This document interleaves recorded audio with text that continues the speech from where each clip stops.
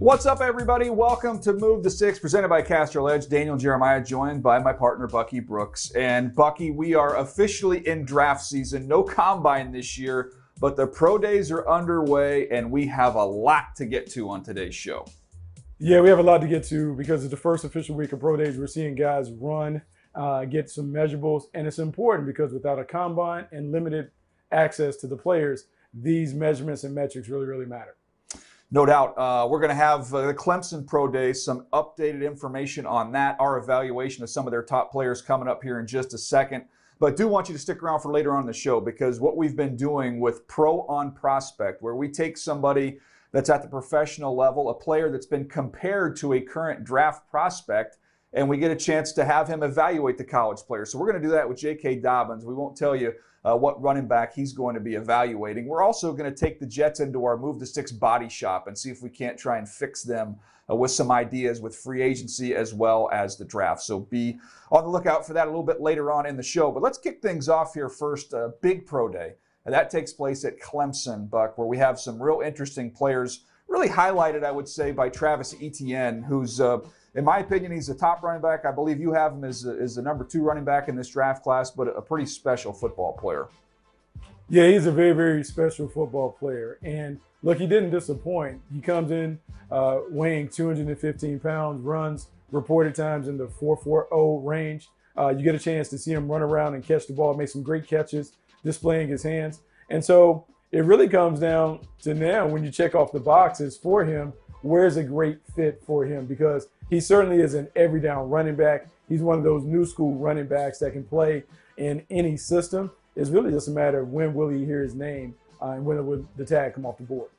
Yeah, I talked to a scout that was there, and he said on his watch he had him at 4.41 and at 4.43, which is plenty fast. He did put on some weight. He's 215 pounds, and talking to some folks that had visited with him the other day, he had got up to like 218, 219 in training. I think he really wanted to add some bulk. For context, he played around 208, 209, 210 in that range. So I think adding some of that bulk probably is what produced that low 4.4 time. Everything that you heard about him previously was he would run in the low 4.3s, and you see that speed on tape. It translates. And so when I'm trying to figure out who does this guy remind me of when I'm studying him, I go back to Jamal Charles when he was coming out of Texas. I see a lot of the same things. Just when the foot is in the ground and he gets upfield, there's a special burst there, and there's like some sneaky strength as well. You see guys bounce off him once he gets out in the open field. Yeah, I think the Jamal comparison is a very valid one. Running style, very similar, one-cut runners. But then the way that I envision Etienne being utilized in the passing game, screens, swings, things that allow him to touch the ball in space where he has a little more room to dazzle and create. Jamal Charles made a living at that as a Pro Bowl runner. I think Travis Etienne can certainly follow in those footsteps. All right, let's get on to some of these other Clemson players. They've got a couple intriguing wideouts here. When you look at Amari Rodgers and Cornell Powell, the times, again, from a scout that was at the workout, Amari Rodgers was 4.54, 4.50. Cornell Powell, 4.54, 4.53. But we're seeing Amari Rodgers here on the screen, Buck, not just lined up in the slot or outside at this pro day. You see him actually lined up and get some running back reps. Yeah, I think what has happened with Amari Rodgers, when you look at him physically, he is built like a running back, kind of compacted, 212 pounds is huge for a slot receiver. And then you put him in the workout and you put him at running back, you can begin to talk yourself into the possibility of him being not quite as dynamic as an Antonio Gibson, but being one of those players that you utilize in a utility role. Maybe he's a slot, maybe he's a third down back out of the backfield catching passes, but he certainly is a weapon. And I think what scouts are trying to do is give him the best opportunity to get on the field so the offense coordinator can see with his imagination, you know what, Amari Rodgers could be a very valuable player for us. Yeah, when you watch him at Clemson, you see the quick hitters. You'll see him work in the seam. He's a really tough kid. We talk about him being built like a running back. Also get him the ball on some jet sweeps. So to be able to line him up in one snap in the slot, hit him with the jet sweep, you can line him up in the backfield and run routes with him out of the backfield. To me, he gives you a lot of variety of what you can do with his skill set. Also can help you return some kicks if you need that as well. How about Cornell Powell and what you saw from him? I mentioned the times, 4.54, 4.53. What did you think of him as a player? Well, one, I think he's a body beautiful athlete. Like you see him, he is big, broad shoulders. You would like to think that he would be able to do the dirty work really came into his own this year. More of a chain mover, has some ability. You talk about those times in the 4-5 range. That's about how he played on tape. I think he's another big-bodied wide receiver that you throw into the mix, maybe your third or fourth receiver, who also gives you some contributions on special teams. Well, you mentioned special teams. He did it at Clemson. Now, this somebody had to wait his turn behind a long list of quality wide receivers they've had there. Dabo Swinney's done a wonderful job of recruiting that position. But I've seen him. You see him as a gunner on punt where he's outstanding. That toughness translates to special teams, and you don't have to wonder about it. You can actually see him do that on the tape. He's a little bit tight. I think you can see that through some of the workouts as well, Buck. I think he's going to end up going on day 3. But I'm with you. I think you try and find a role, third, fourth receiver, and he's going to have value on fourth downs because of his ability to cover kicks. So it's going to be an interesting class there. I would add Jackson Carman, the offensive tackle from Clemson, did not work out. He had back surgery right after the season. So we'll see how that impacts him as he goes through the draft process. Most likely still a day 2 pick. They're coming out of Clemson, really one of the few really good offensive linemen Clemson has produced. It's been the one hole in their program. All right, let's keep the receiver talk going here, Buck. There's so many wideouts in this draft class, as we saw last year, really the last couple years. Again, we have it this year. I have 19 receivers that I have, top 3-round grades on. So I figured let's go day 1, day 2, day 3. And just highlight maybe not the best guy, but somebody that you really, really have an affinity for, you'd stand on the table for. You ready to roll? Yeah, let's do it. Okay, let's start day 1. Give me a day 1 receiver that you could fight for in the room. Well, I'm going to give you a guy who's a borderline day 1 receiver, and I'm going to say Terrace Marshall from LSU.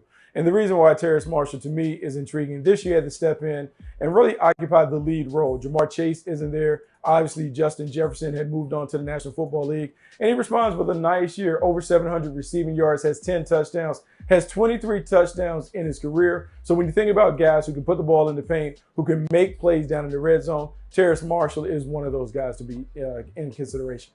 Yeah, I'm anxious to see what he runs because they tell you he's going to run fast. And you see him as he's kind of gliding it out. It's kind of that sneaky speed because he's so tall and so long, but he does cover a lot of ground and can play above the rim. He's a really intriguing guy.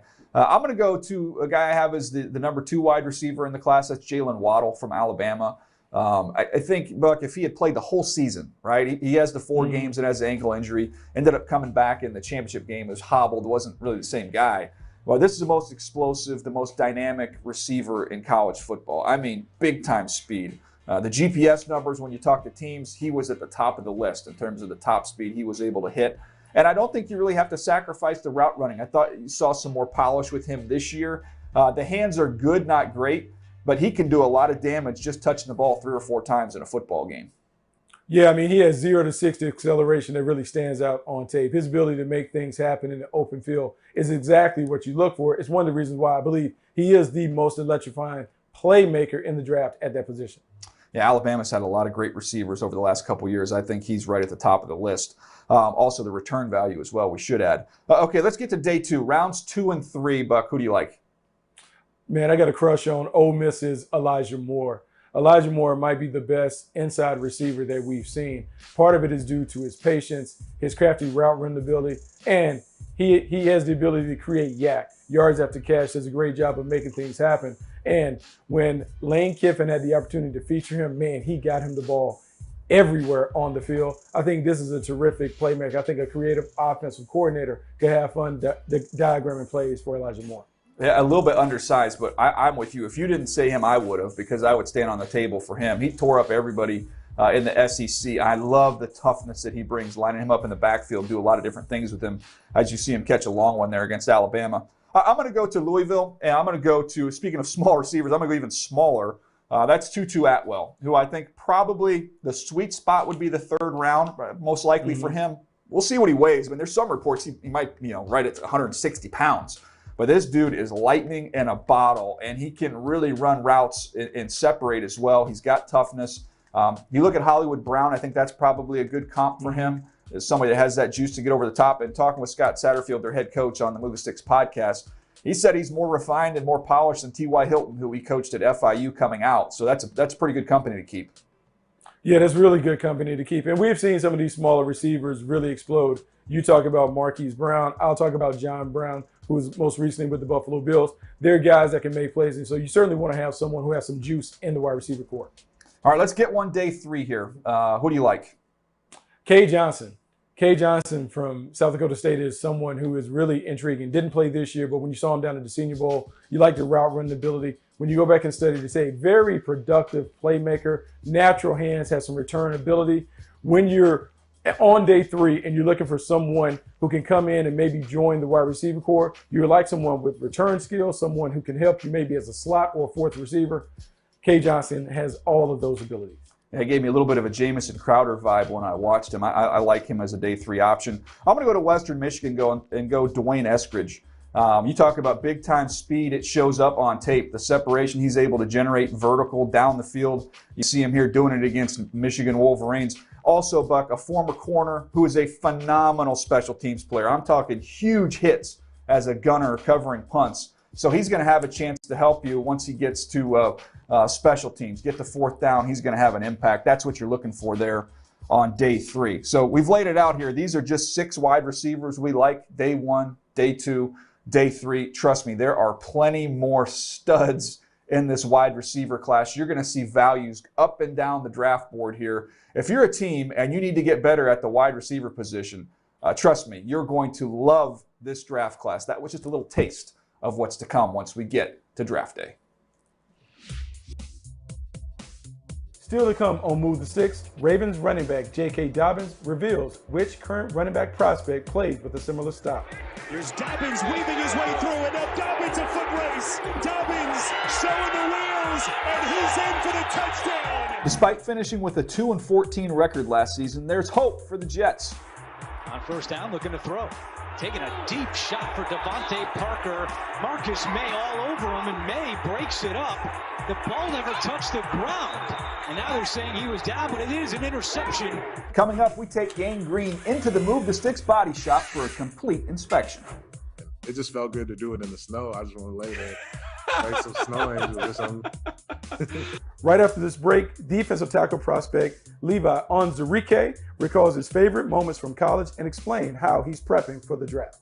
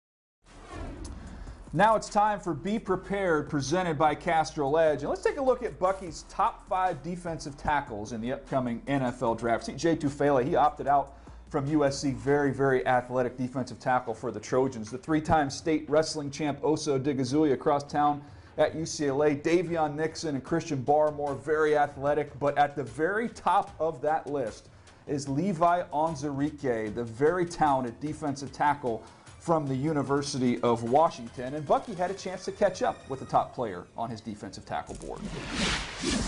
Haskins is going to be finally sacked for the first time back at the 20 by Onwuzurik. How you doing, man? I'm doing good. What about you? Everything is great. Can't complain. We've been watching you for a long time and really excited about your potential. Let's just talk about the UW tradition and the stuff that you guys have going on in terms of producing defensive players. What's up in the ward in Seattle where you guys are able to produce so many top players? I think it's just tradition. I mean, we're just dogs at the end of the day, from guys like Azim Victor to Keyshawn to even dogs before that. They kind of set the tone for us and for me. Just the mindset they have at practice, the tenacity they have, and like just the dog they live with and the dog that's in them. We kind of took that and we just passed that down with every generation of Huskies. You know, it's funny because we've talked to your coach, your former coach, Chris Peterson, a bunch. And we've talked to him about the culture and OKGs, our kind of guys. When you think about Coach Peterson, describe the culture that you guys were involved in at UW. Oh, we had a great culture there. I mean, on one side, it was all football. It was guys wanting to be dogs, get better at football. But, you know, there was another aspect of it. We called it Built for Life, you know, learning how to be better men, learning how to be great husbands, learning how to be men who take care of their kids, men who do their moral responsibilities and do right in the world. So there was two parts. So it was football, and then Coach Pete emphasized being great after football, having a plan for life after football.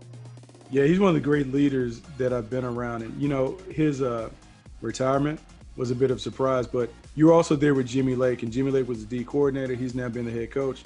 Tell me a little bit about Jimmy Lake.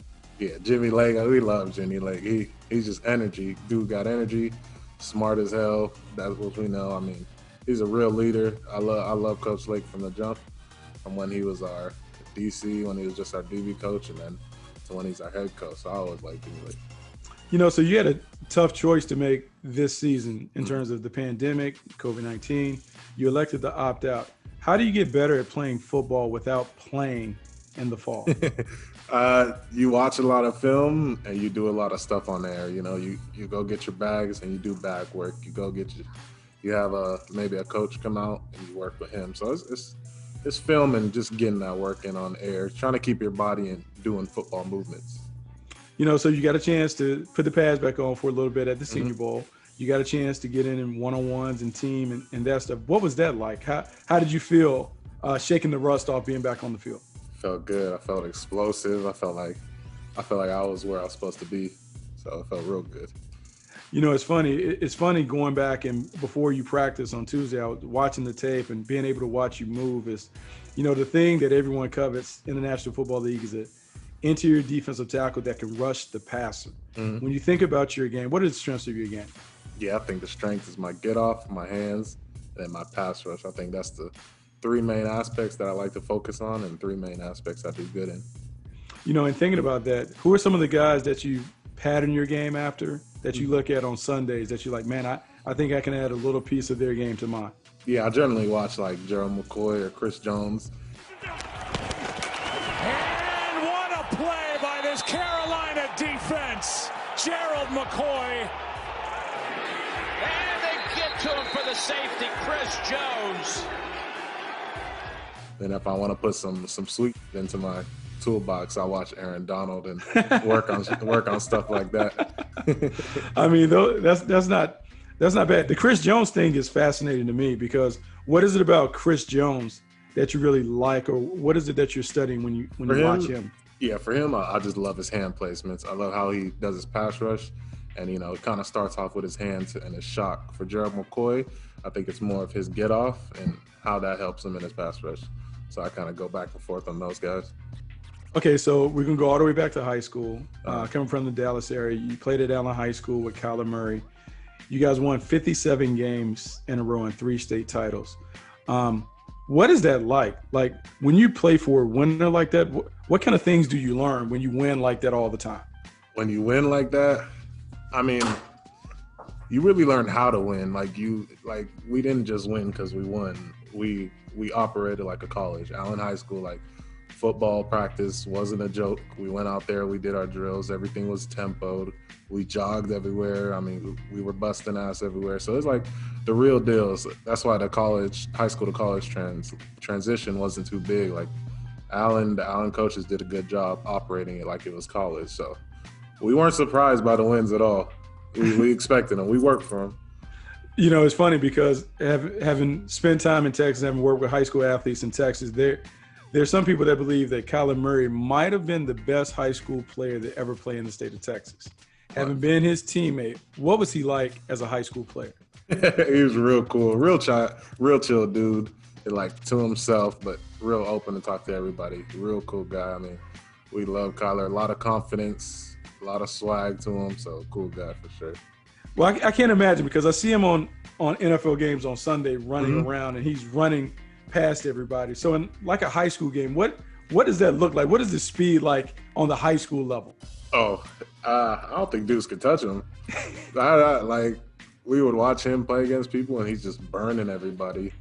So it's like I just feel bad for teams. Like that's what you got to deal with. Like teams came up to play us, and you know the corners, their linebackers were probably thinking like, probably not going to get to this guy, but I got to contain him or do something. Okay, so one of the things that we like to do with every player, we like to have you guys dig into the memory bank and tell us what is the greatest play that you ever participated in? The greatest play I ever participated in? Your greatest play. College or high school? Give us both. Okay. In high school, I think can't remember what team I was facing. I think it was a Florida team, but I blocked a field goal, and I blocked it. My friend tried to grab the ball, but it juggled in the air, so I caught it and ran for I don't know if they considered that a touchdown or whatever. It was only like 2 points, but I was burning everybody. So I was feeling like I was running a 4-3 out there. Okay, so in college, what's the greatest play that you produced? I think it was, I can't remember what year it was, maybe 2018, but it was versus Washington State, and it was a snowy game. I remember I defeated, I think I went to the right. I blew past the guard and the tackle. It was like, I literally like split him in half, and I hit the quarterback. I think it was Gardner Minshew. I hit him. He threw the ball. It was wobbly. BBK, Ben McCurvin, who's on the Seahawks, picked it off, so that felt good. And it just felt good to do it in the snow. I just want to lay there, make some snow angels or something. That's crazy. So the scouting process is all different now. COVID, the pandemic has eliminated the combine, so all you have is your pro day and those things. So how do you get ready to show scouts that, hey man, you're the top interior defender in the class? I'm at Exos in San Diego, so just preparing for when I'm on the pro day, I got to just be on point. Got to be fast, got to be quick and all that. So just preparation is what it is. We certainly will be all eyes on you because you're one of the sir. top guys that we've seen. So best of luck to you going forward. Yes, sir. I appreciate you, man. That's an impressive guy there, Buck. I mean, he's a fun player to watch on tape. I wish we'd have seen him throughout that Senior Bowl. Unfortunately, got nicked up early in the week. But again, a very talented player. Probably comes off the board late 1, early 2. Yeah, it comes off the board really, really early because he's talented. We saw at the Senior Bowl, we got glimpses of his ability to penetrate quickly off the line of scrimmage. Outstanding athlete, very good with his hand skills. I think he has an opportunity to be a great pro. Yeah, so several good Washington defenders in this year's draft class. Can't wait to see where they all land. Well, that was Be Prepared, presented by Castrol Edge. Still to come on Move the Sticks, it's time for our weekly inspection at the Move the Sticks Body Shop. How the Jets can get up and running this season.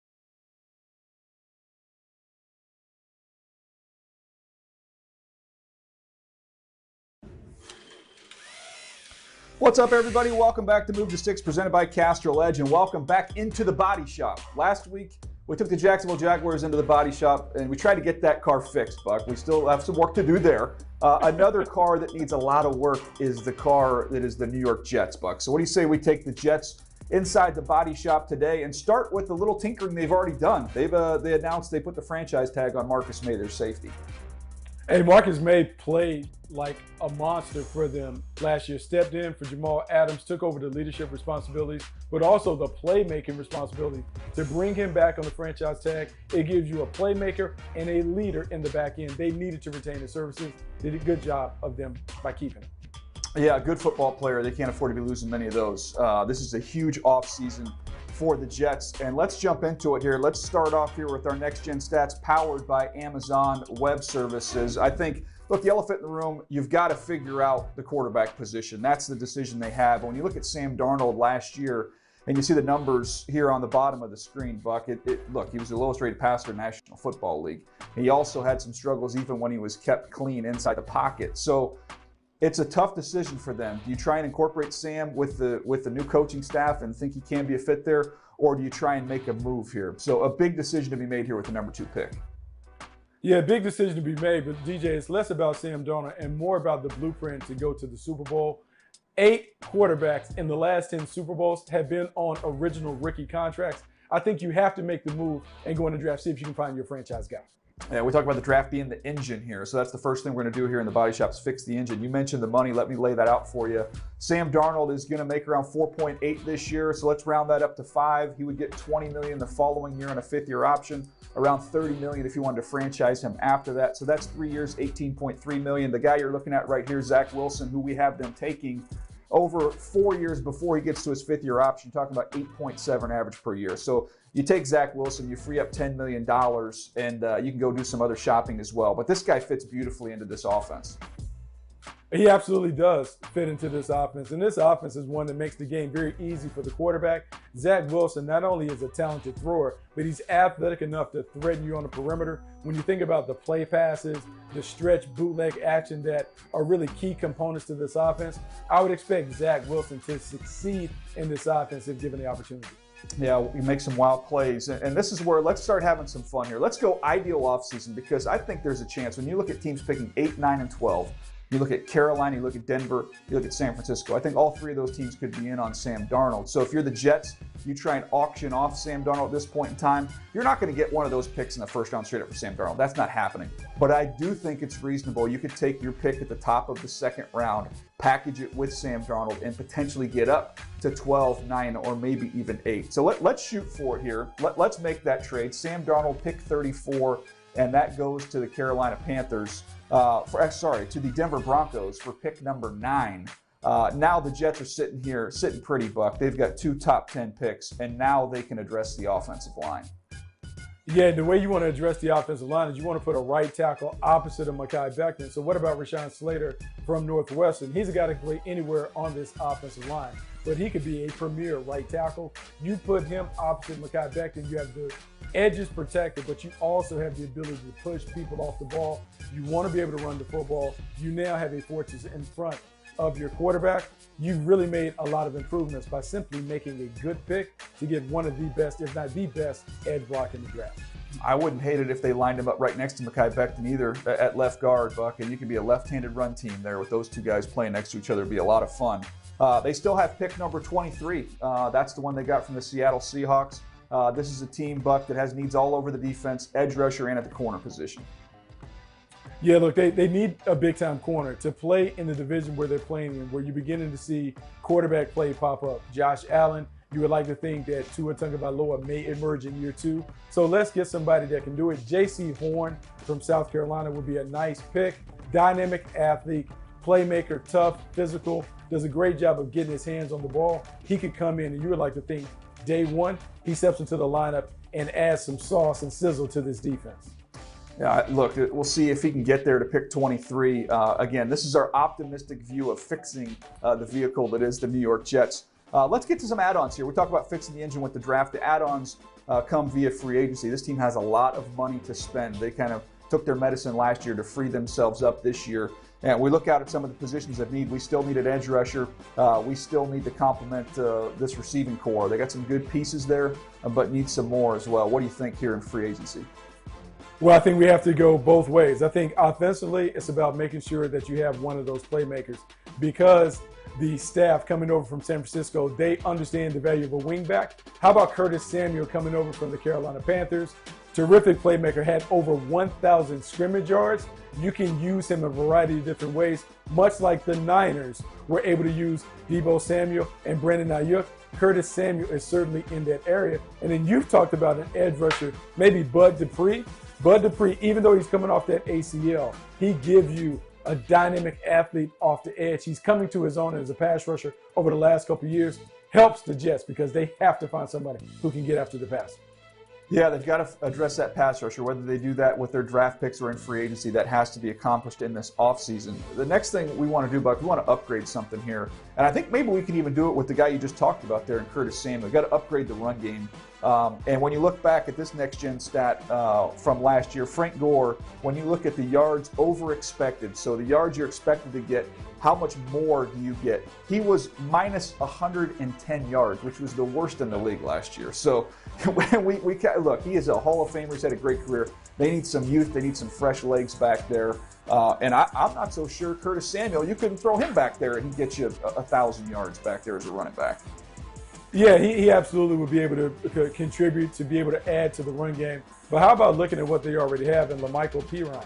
La'Mical Pirine last year, he had about 250, 260 yards, only averaged 3.6 per carry. But what we know about this run game that Robert Saleh and his staff is bringing over, it is one that really can create and elevate the players that are one-cut runners. Pirine is a one-cut runner who would certainly excel in a scheme like this.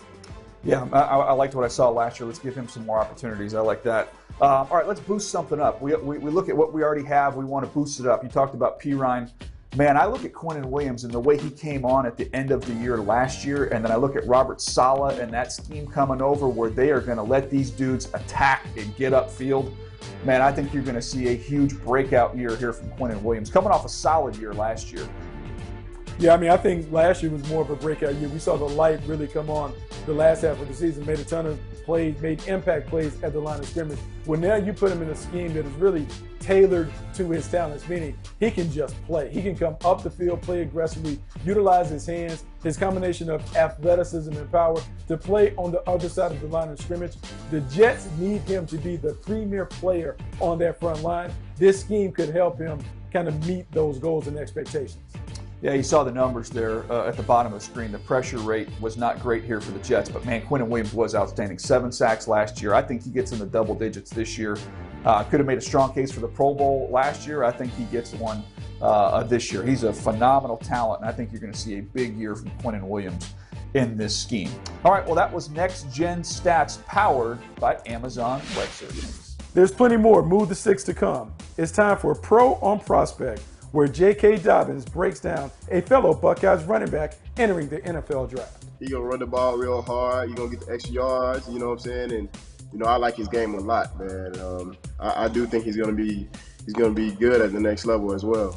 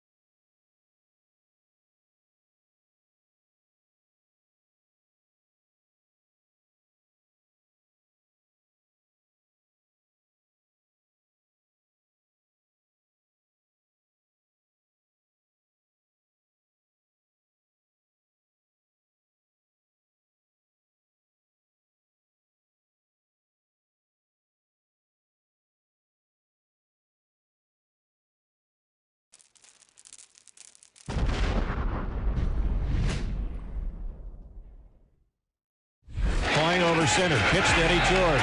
On his feet inside the 5. End zone. Touchdown, Ohio State. Elliott breaks free. Ezekiel Elliott gets a block. And busts to the end zone. Dobbins, stop and start. He's in. Touchdown, Buckeyes. The Ohio State University has produced the second most running backs drafted in the first 2 rounds. I'm about to be joined by a guy who just joined that fraternity, J.K. Dobbins, second-round pick, 55th overall in last year's draft. J.K., how are you doing? Man, I'm good, man. I'm blessed. How are you doing, though?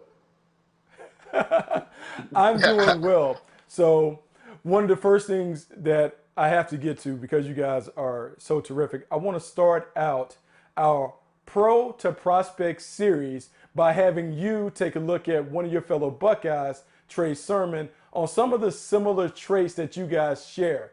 When we start out, I just want to say you're one of the more physical running backs that I've seen. Talk a little bit about your physicality. Yeah, so, I try to, play a physical game whenever I have to, you know what I'm saying? And because my thing is, I don't want to be brought down by just one guy, you know what I'm saying? Because, at Ohio State, the coaches would preach about that. If you get brought down by one guy, then we probably need to sit you on a bench, you know what I'm saying? So I try to pride myself on that, running physical and gaining the extra 2 or 3 yards whenever it should have been a 1 yard gain or something like that. So, yeah, I pride myself on that. Work real hard in the weight room at it, you know what I'm saying? Put on the weights so I can run through arm tackles and things like that. Well, it's funny that you talk about physicality, and it seemed like it was a culture thing at Ohio State. When we look at Trey Sermon, he also displays physicality. What have you seen from him? Oh, yeah, that boy can run that ball. He real physical. One guy ain't bringing him down, you know what I'm saying? He gonna run the ball real hard. He gonna get the extra yards, you know what I'm saying? And I like his game a lot, man. I do think he's gonna be good at the next level as well. All running backs, particularly elite running backs, have great vision. One of the things that you displayed at Ohio State and also your first season with the Baltimore Ravens has been your vision, your ability to see cuts. What goes into having great vision as a running back? I feel like a lot of it is, studying your scheme, your team scheme, and how the line is blocking everything up, because that slows the game down real fast for you. You know what I'm saying? And where everybody's going to be, how it's going to be blocked up. And then you add in the film, watch the film on the defense, and, you know what I'm saying, see how linebackers going to flow, how aggressive they play, and things like that. And I feel like, you know what I'm saying, the most important thing, though, is to know what the blocking scheme is like for that particular run play. And then that just slows it down for everything. Just knowing whatever everybody's going to do, where they're going to be, and it just slow it down, and that makes your vision. That's a God-given thing, too, though, but you can work on it, and that's my main thing, I think, that helps me, have great vision, be able to see the hole before it's even going to be there. Because, you know what I'm saying, we got a double team going on right there. That double team may take time to get to the second level, and it's going to be there, though. You know what I'm saying? So, yeah, that's where I get it from. You know what I'm saying? Yeah, so it's funny because college backs, it's hard to find guys who have that patience and that vision. When we look at Trey Sermon, do you see a little bit of that in his game? Oh, yeah.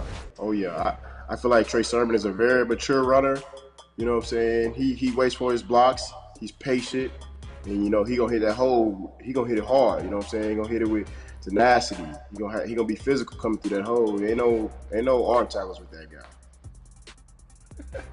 It's funny that you talk about avoiding arm tackles, running through arm tackles. A lot of times we equate that to playing with low pad level. When you run, you have a tendency to fall forward because you play with low pad level. Did you learn that? What goes into having low pad level as a runner?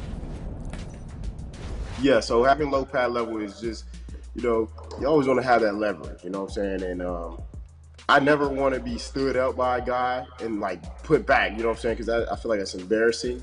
So I try to play low. So, and you always want to deliver the hit, you know what I'm saying? I feel like it would hurt more if you playing high, you got hit, because guys in the NFL, they all good. Everyone's good, you know what I'm saying? So If you up high, you getting hit, you getting popped, and you know what I'm saying. You gonna have a whole bunch of your family hitting you up like you got hit, boy. You better get low, or your friends making fun of you. So you don't want to be that guy. So I pride myself in staying low. You know what I'm saying? And you can create more speed that way coming out of your cut. You stay low in your cut, you coming out. You coming out fast, and so that's why I keep my pad level low. It's funny because we talk about balanced body control, low pad level. Trey Sermon certainly displays some of those things. I'm sure you saw that when you watched him. Oh yeah, he definitely does. You know what I'm saying? He has a good pad level, and that's why it's so hard for guys to bring him down. Just one guy to bring him down, and he's also a bigger body too. So being a bigger body and being low, yeah, he gonna have that leverage, and he gonna break his first tackle. You know what I'm saying? So I'm very excited to see what he's gonna do at the next level. Well, look, man, we appreciate your insight breaking down another buck on our Pro to Prospect series. We expect to see you and Trey Sermon shine at the next level next year. Sir, thank you.